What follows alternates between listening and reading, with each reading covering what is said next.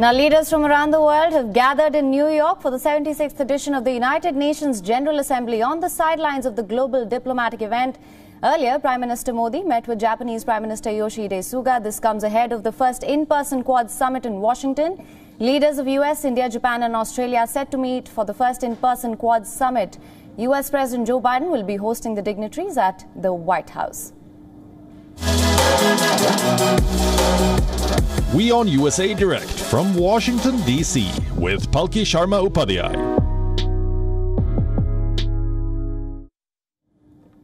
And our executive editor, Palki Sharma Upadhyay, is now joining us live on the broadcast from Washington, D.C. Palki, thank you for joining us. Could you just take us through some of the key highlights of Prime Minister Modi's meet with Japanese Prime Minister Yoshihide Suga?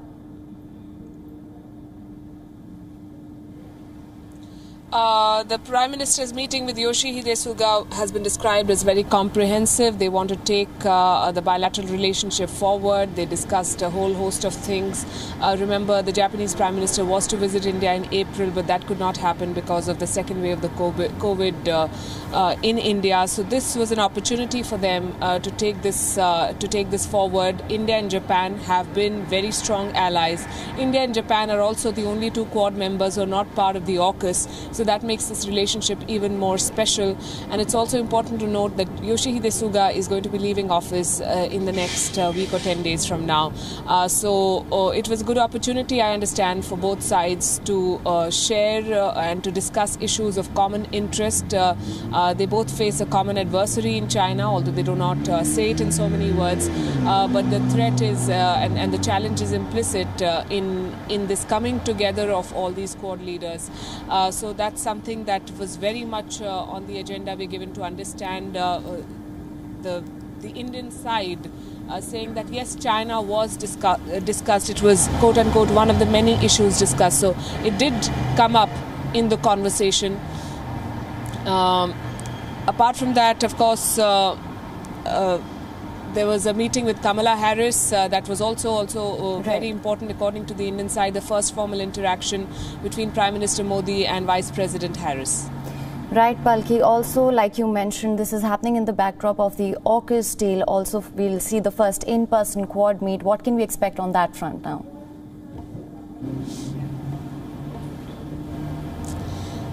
The Quad meeting is going to happen tomorrow.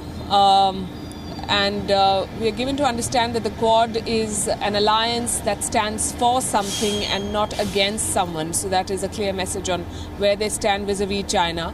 They want to focus on infrastructure. They want to focus on development. And that's, I would say, also another way of taking on China, because China has pushed its expansionist agenda through the Belt and Road Initiative.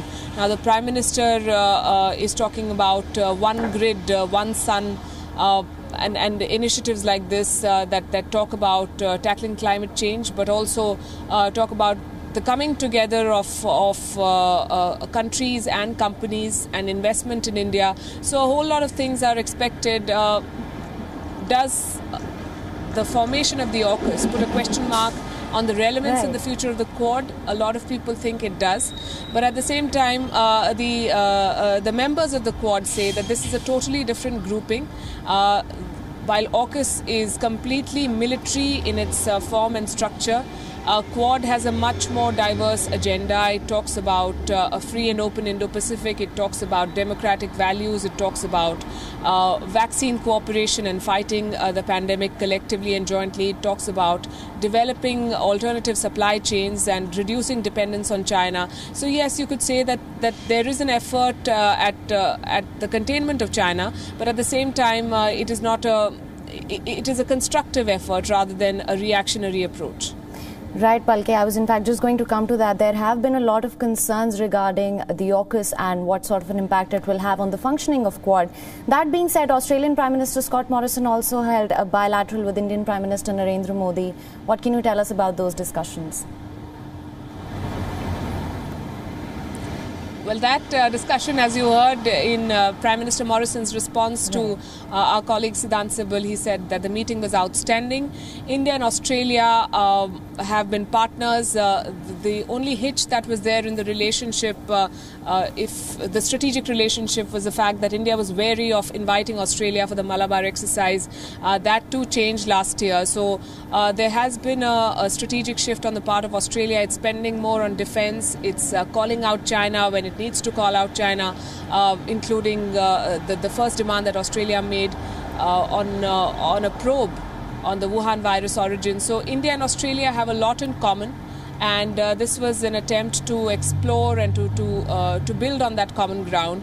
Remember, the Australian Prime Minister also gave a heads up to the Indian leadership before the announcement of AUKUS last week. So that's an important indication that Australia values India as a partner. There is trade that is very important between both countries. They're mulling the possibility of a free trade agreement between New Delhi and Canberra. So a lot on the table, and a lot that both leaders are said to have discussed. We are told that this was a constructive, fruitful and wide-ranging discussion on a whole host of bilateral issues. All right, Palki, thank you so much for joining us with all your insights on that. WION is now available in your country. Download the app now. Get all the news on the move.